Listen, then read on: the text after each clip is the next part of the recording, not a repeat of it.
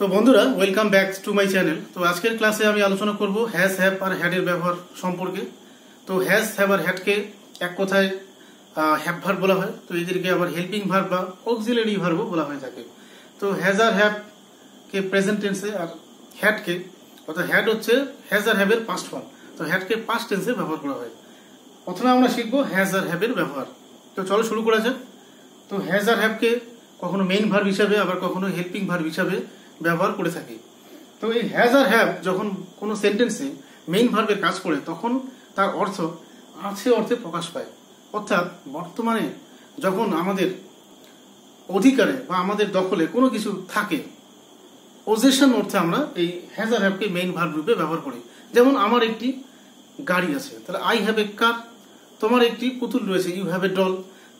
এই ধরনের আছে অর্থে যখন আমরা কোনো বাক্য লিখি প্রেজেন্ট টেন্সে, তখন আমরা এই হ্যাজ আর হ্যাভকে ব্যবহার করে থাকি। এবার এই হ্যাজ আর হ্যাভকে আমরা হেল্পিং ভার্ব হিসেবে ব্যবহার করি কখন, যখন আমরা প্রেজেন্ট পারফেক্ট টেন্সে ব্যবহার করে থাকি। এবার এই প্রেজেন্ট পারফেক্ট টেন্সটা কি? অতীতকালে কোনো কাজ হয়ে গিয়েছে বা জাস্ট নাও কিছুক্ষণ আগে কাজটি শেষ হয়ে গিয়েছে, কিন্তু এই কাজগুলোর যখন প্রভাব বা ফলাফল একটা সুদূর প্রসারী অর্থাৎ বর্তমানেও থেকে যায়, অতীতে শেষ হয়েও যখন সেই কাজটির ফলাফল বা তার প্রভাব বর্তমানে সময় অবধি থেকে যায়, সেই সিচুয়েশনে সেই সময়ে আমরা এই প্রেজেন্ট পারফেক্ট টেন্সের ইউজ করে থাকি। তো হ্যাজ আর হ্যাভ কখনো মেইন ভার্ব রূপে আবার কখনো হেল্পিং ভার্ব রূপে বসে থাকে। এবার আমরা আসবো যে কোন সাবজেক্টগুলোর সঙ্গে হ্যাজ আর কোন সাবজেক্টগুলোর সঙ্গে আমরা হ্যাভের ইউজ করব। তো সাবজেক্টগুলো আমাদের যখন থার্ড পারসন সিঙ্গুলার নাম্বার হবে তখন আমরা সেই সাবজেক্টের সঙ্গে হ্যাজ বসাবো। এবার থার্ড পারসন আমরা জানি যে পারসন হচ্ছে তিন ধরনের হয় ইংরেজিতে, সেটা হলো যে ফার্স্ট পারসন, সেকেন্ড পারসন আর থার্ড পারসন। এবার ফার্স্ট পারসন কি হচ্ছে আমি আমরা, সেকেন্ড পারসন তুমি তোমরা। এবার এই ফার্স্ট পারসন আর সেকেন্ড পারসন, যে আমি আমরা তুমি তোমরা বাদ দিয়ে পৃথিবীর যত নাউন প্রোনাউন রয়েছে সবগুলোই হচ্ছে আমাদের থার্ড পারসন। উদাহরণস্বরূপ he, she, it, they, Ram etcetera, তো এগুলো প্রত্যেকটাই হচ্ছে আমাদের থার্ড পারসনের উদাহরণ। এবার নাম্বার বলছে সিঙ্গুলার নাম্বার হতে হবে, এটাকে সিঙ্গুলার, GULA আর সিঙ্গুলার নাম্বার। অর্থাৎ আমরা নাম্বার জানি যে নাম্বার হচ্ছে দু ধরনের হয়, একটা সিঙ্গুলার একটা প্লুরাল। তো যখন কোনো নাউন বা প্রোনাউন সংখ্যায় একটি বোঝায় তখন সিঙ্গুলার হয়ে যায়, আর যখন একের বেশি বোঝায় সেটা এক দুটি হোক বা 2000 হোক সেক্ষেত্রে সেটা প্লুরাল হয়ে যায়।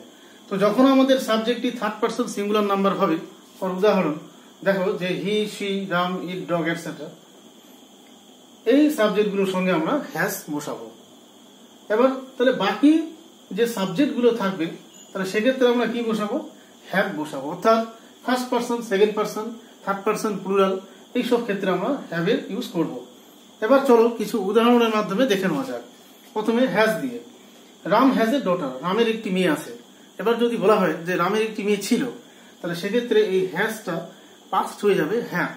অর্থাৎ বর্তমানে আছে জন্যই রাম হ্যাজ এ ডটার বলা হয়েছে। কিন্তু যদি রামের মেয়ে অতীতে ছিল কিন্তু এখন নেই বা এখন সে বেঁচে নেই তার মেয়েটি, তাহলে সেক্ষেত্রে আমরা লিখতাম যে রাম হ্যাড এ ডটার, রামের একটি মেয়ে ছিল।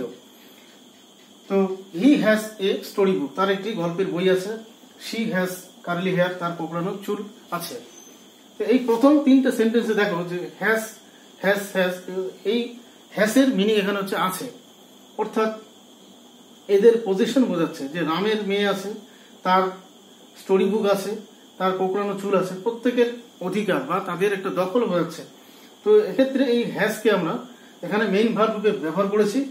এবং এই প্রত্যেকটা এই যে তিনটা সেন্টেন্স হচ্ছে আমাদের সিম্পল প্রেজেন্ট বা প্রেজেন্ট ইনডিফিনিট টেন্সের উদাহরণ। এই কারণে এখানে সাবজেক্ট V1 অবজেক্ট রয়েছে বা আদার্স এখানে দেখা যাচ্ছে, সাবজেক্ট V1 আর হচ্ছে অবজেক্ট বা আদার্স। এবার আসো নেক্সট এক্সাম্পল গুলো দিয়ে, যে the boy has completed his homework, ছেলেটি তার হোমওয়ার্ক কমপ্লিট করেছে। She has cut her finger, তো ছেলেটি তার হোমওয়ার্ক কমপ্লিট করেছে। হোমওয়ার্ক কমপ্লিট হয়ে গিয়েছে, কিন্তু তার হোমওয়ার্কের যে ফলাফল বা এই ক্ষেত্রে যেমন ধরো যে সে কমপ্লিট করেছে কাজটি, কিন্তু হয়তো শিক্ষক মহাশয় তার হোমওয়ার্ক গুলো চেক করেনি, তো সেই ক্ষেত্রে এই কাজটির যে ফলাফল এখনো রয়ে গিয়েছে তো এই জন্যই এই কথাটি এরকম ভাবে ব্যবহার হচ্ছে, the boy has completed his homework, she has cut her finger, সে তার আঙ্গুল কেটে ফেলেছে। এবার কেটে ফেলেছে তার মানে রক্ত এখনো বের হচ্ছে। Has my daughter eaten all the apples, আমার মেয়েটি কি সবগুলো অ্যাপলস খেয়ে ফেলেছে? তাহলে অ্যাপলস খেয়ে ফেলেছে, কাজটি শেষ হয়ে গিয়েছে, কিন্তু তার ফলাফল এখনো রয়ে গিয়েছে। তো the teacher has just enter the class, এখানে দেখা যাচ্ছে যে শিক্ষক মহাশয় এইমাত্র ক্লাসরুমে প্রবেশ করেছে। তো এই সেন্টেন্সগুলোতে দেখা যাচ্ছে যে হ্যাজ এর পরে আরেকটি ভার্ব রয়েছে এবং সেটা ভার্বের থার্ড ফর্মে রয়েছে। সাবজেক্ট হ্যাজ বা have plus V3 plus others, এটা হচ্ছে আমাদের প্রেজেন্ট পারফেক্ট টেন্স যে রয়েছে তার গঠনের একটা রুলস। তো এখানে 4 থেকে 7 এই 4টে সেন্টেন্স হচ্ছে প্রেজেন্ট পারফেক্ট টেন্সের উদাহরণ, কারণ এখানে দেখা যাচ্ছে যে কাজগুলো কমপ্লিট হয়েছে অতীতে, কিন্তু তাদের যে কাজের যে ফলাফলগুলো বর্তমানে অবধিও রয়ে গিয়েছে। তো এখানে এই সেন্টেন্সগুলোতে আমরা দেখছি যে হ্যাজ হেল্পিং ভার্বের কাজ করছে, কারণ এরা হেল্প করছে অন্য একটি ভার্বকে। তো এখানে কমপ্লিটেড, এখানে কাট, ইটেন, এন্টার, এই ভার্ব মেইন ভার্বগুলোকে হেল্প করছে। এবার আসবো আমরা হ্যাভ দিয়ে কিছু উদাহরণ। যেমন 1 নম্বর দেখো যে আই হ্যাভ এ পেন, আমার একটি কলম আছে। উই হ্যাভ এ কার, আমাদের একটি গাড়ি আছে। They have a shopping mall, তাদের একটি শপিং মল আছে। The birds have flown away, পাখিরা উড়ে গিয়েছে। Have you read the Arabian nights, তুমি কি অ্যারাবিয়ান নাইটস যে বইটি রয়েছে সেটা পড়েছো? I have visited the Taj Mahal, আমি তাজমহল ভিজিট করেছি। এবার এখানে দেখো যে এই প্রথম 3টা সেন্টেন্সে হ্যাভ আছে অর্থে ব্যবহার হয়েছে। আই হ্যাভ আমার আছে, উই হ্যাভ আমাদের আছে, দে হ্যাভ তাদের আছে। তো যখনই আছে অর্থে ব্যবহার হবে তখনই এরা মেইন ভার্বের কাজ করবে, এরা হ্যাজ বা হ্যাভ। আরেকটি জিনিস এখানে লক্ষ্য করো তোমরা যে হ্যাভ এর পরে অন্য কোনো রূপ, এখানে অন্য ভার্ব নেই এই সেন্টেন্সগুলোতে, সুতরাং এই হ্যাভই এখানে আমাদের মেইন ভার্ব। এবার নেক্সট উদাহরণগুলোতে দেখো যে the birds have flown away, অর্থাৎ পাখিগুলো উড়ে গিয়েছে। মানে পাখিগুলো উড়ে গিয়েছে, কিন্তু তার উড়ে যাওয়ার পরেও তাদের সম্পর্কে যে স্পিকার রয়েছে বা যে সেন্টেন্সটি লিখেছে, তো কি বলো যে সেই কাজের প্রভাবটি বর্তমানেও রয়ে গিয়েছে। তো the birds have flown away, এখানে হ্যাভ তারপরে আরেকটি V3 অর্থাৎ ফ্লাই, ফ্লিউ, ফ্লোন ভার্বের থার্ড ফর্ম রয়েছে। তো দেখো যে এখানে হ্যাভ হেল্পিং ভার্বের কাজ করছে। Have you read the Arabian Nights, এখানেও হ্যাভ রেড কথাটাকে হেল্প করার জন্য ব্যবহার হয়েছে, অর্থাৎ হেল্পিং ভার্বের ব্যবহার হয়েছে। I have visited the Taj Mahal, have helping verb হিসেবে কাজ করছে। কাকে হেল্প করছে? ভিজিটেড মেইন ভার্বকে। অর্থাৎ পরের যে 3টা সেন্টেন্স রয়েছে এখানে দেখা যাচ্ছে এই সাবজেক্ট হ্যাজ হ্যাভ V3, অর্থাৎ এই সেন্টেন্সগুলো হচ্ছে আমাদের প্রেজেন্ট পারফেক্ট টেন্সের উদাহরণ। এবার আসবো আমরা হ্যাড এর ব্যবহার নিয়ে। তো হ্যাজ আর হ্যাভের মতো হ্যাডও হচ্ছে একটা অক্সিলারি ভার্ব বা হেল্পিং ভার্ব। তো এই হ্যাডকেও কখনো মেইন ভার্ব রূপে আবার কখনো হেল্পিং ভার্ব রূপে ব্যবহার করা হয়ে থাকে। তো হ্যাডও যখন এই হ্যাড কোনো সেন্টেন্সে মেইন ভার্বের কাজ করে তখন এর অর্থ দাঁড়ায় ছিল অর্থে। তো বাংলায় ছিল, আমরা যখন বলি যে আমার একটি কুকুর ছিল, আই হ্যাড এ ডগ, আমার একটি কুকুর ছিল, তার একটি গাড়ি ছিল, মানে অতীতে ছিল কিন্তু এখন আর নেই। অর্থাৎ অতীতকালের কোনো অধিকার বা দখল অর্থে বা অতীতকালে সেই জিনিসটি ছিল এখন আর নেই, সেই অর্থে আমরা কি করি? এই হ্যাডকে মেইন ভার্বে ব্যবহার করে থাকি। আর হ্যাড কখন ব্যবহার হয়? আর হ্যাড ব্যবহার হয় পাস্ট পারফেক্ট টেন্সে। এবার পাস্ট পারফেক্ট টেন্স কি বা কাকে বলে? আমরা জানি যে অতীতকালে যখন দুটো ঘটনা ঘটে থাকে সিকোয়েন্স অনুসারে, যে দুটো ঘটনা ঘটে গিয়েছে অতীতকালে, আর সেই দুটো ঘটনার মধ্যে যেই ঘটনাটি আগে ঘটে গিয়েছে, অর্থাৎ যে কাজটি আগে ঘটেছে সেই কাজটি আমাদের পাস্ট পারফেক্ট টেন্সে আমরা লিখে থাকি, এবং বাকি যে কাজটি রয়েছে যেটা পরে হয়েছিল সেটা আমরা সিম্পল পাস্ট টেন্সে ব্যবহার করে থাকি। অর্থাৎ গঠনটা এরকম হয় যে subject plus had plus V3 plus simple past.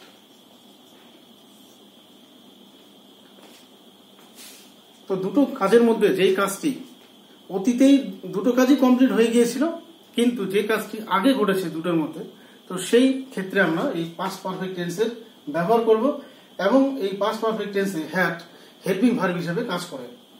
তো এবার চলো কিছু উদাহরণের সাহায্যে দেখা যাক। এবার তার আগে আমি আরেকটা কথা বলে নিই এখানে, যে এই হ্যাড সবগুলো সাবজেক্টের সঙ্গে বসে, অর্থাৎ এক্ষেত্রে সাবজেক্টের পার্সন বা নাম্বার কোনো ম্যাটার করে না।